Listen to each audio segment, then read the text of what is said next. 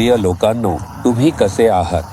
तुम्ही ठीक आहात ना? करुणेच्या प्रभूमध्ये तुम्ही नेहमी आनंदी राहा. घाबरू नका. तुम्ही घाबरल्याने काहीही होणार नाही. तुम्ही ज्या गोष्टीला घाबरत आहात ती प्रभू आश्चर्यकारकपणे बदलतील. नाही, मी देखील प्रभूवर विश्वास ठेवत आहे. प्रभू, असे वाटते की तुम्ही मला विसरलात. असे वाटते की तुम्ही मला सोडून दिले आहे. तुम्हाला असे वाटत असेल का? परिस्थिती तशी असू शकते. तुम्हाला तसे वाटू शकते, पण सत्य तसे नाही. तुम्हाला माहित आहे का प्रभू कसे आहे? वेद पुस्तकात स्तोत्र संहिता अध्याय 94 वचन 14. प्रभू म्हणतात, प्रभूचे वचन काय सांगते ते पहा. कारण परमेश्वर आपल्या लोकांचा त्याग करणार नाही. तो आपले वतन सोडून देणार नाही. प्रभू आपल्या मुलांना सोडू शकतो का सांगा? प्रभू सोडून देतील का? ते सोडणार नाहीत. ते आपले स्वातंत्र्य सोडणार नाहीत. तुम्ही त्यांचे स्वातंत्र्य आहात. त्यांनी आपले रक्त सांडून तुम्हाला विकत घेतले आहे. हे माझे मुलगा, माझी मुलगी, हे माझी मुले, माझे कुटुंब आहे असे म्हणतात. तुम्ही त्यांचे स्वातंत्र्य नाही, ते त्यांचे स्वतःचे आहे. ते कसे सोडतील? प्रभू आपल्याला या परिस्थितीत सोडणार नाहीत. कधी कधी असे वाटते की प्रभूने सोडून दिले आहे. काही वेळा तसेच वाटते. म्हणूनच येशू वधस्तंभावर होता. मी फाशीवर असताना, माझ्या देवा, तू मला का सोडून गेलास? तू असाच हार मानलीस. तो ओरडला. त्याच्या वडिलांनी त्याला का सोडून दिले? एका कठीण परिस्थितीतून जात आहेत, एक सोडून दिलेल्या परिस्थितीतून. का येशू त्या मार्गाने जावे लागले? तुम्ही आणि मी कधी कधी अशा परिस्थितीतून जाऊ. प्रभूने मला सोडले आहे असे वाटावे इतकी एक ताणलेली परिस्थिती येते. सर्व काही विरोधात आहे. काहीही आपल्यासाठी अनुकूल नाही. मी एकटा सोडलेला वाटतो.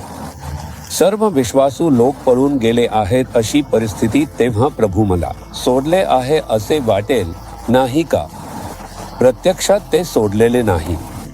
या काही मिनिटांच्या काळात प्रभू त्या धड्यांचे नेतृत्व करतात. इतकेच की सोडले आहे असे वाटते. मला माहित आहे, पण तो कधीही हार मानणार नाही. तो त्याचे स्वातंत्र्य कसे टिकवून ठेवतो. तो तुम्हाला सोडून देईल. तुमचे मूल तिथे आहे. तुमच्या लहान बाळात एक लहान बाळ आहे. मुलांना माझ्यापासून दूर घेऊन जा. तू हार मानशील का?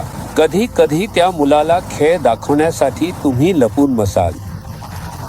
आई बाळ शोधत आहे. आई कुठे आहे ते? आई कुठे आहे ते? आपल्या वडिलांना शोधणारा माणूस नाही म्हणताच घाबरल्यासारखं तसंच आवाज करतं. आई कुठे गेलात?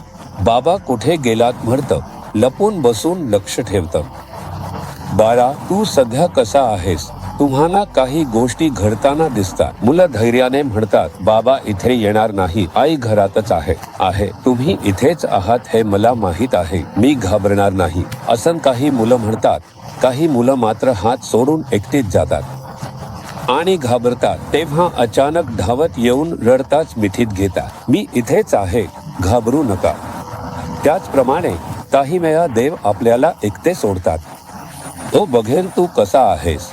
म्हणा, प्रभू कोणत्याही परिस्थितीत तुम्ही कधीच सोडणार नाही यावर मी ठाम आहे. तुम्ही दूर गेल्यासारखे वाटते, सोडल्यासारखे वाटते. तुम्ही मला सोडणार नाही. मला सोडता येणार नाही. माझ्यासाठी तुम्ही जीवन दिले, मला तुमचे अपत्य बनवले आहे. मग तुम्ही मला कसे सोडाल असे म्हणताना त्यांच्या अंतःकरणात एक आनंद येतो. बघा, माझ्या मुलाला माझ्यावर किती मोठा विश्वास आहे हे पाहून ते आनंदित होतात. म्हणून तुम्ही काय भरता? प्रभू, तुम्हाला मला सोडता येणार नाही.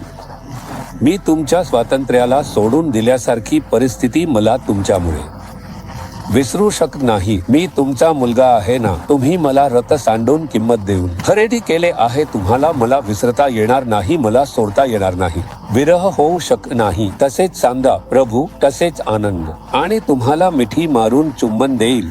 तो आपल्यावर दाखवतो.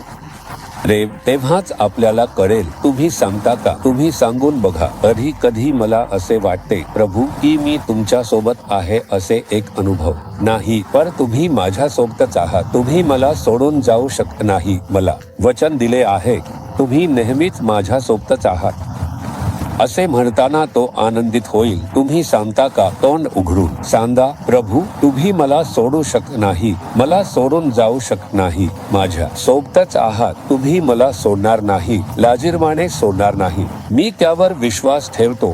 तुमचे प्रेम मला सोडून जाऊ शकत नाही, कारण तुम्ही माझ्यासाठी रक्त सांडून मला मुक्त केले आणि तुमच्या स्वातंत्र्यात बदलले. त्या आशीर्वादासाठी तुम्हाला धन्यवाद, धन्यवाद, धन्यवाद. येशूच्या नावाने आमेन, आमेन.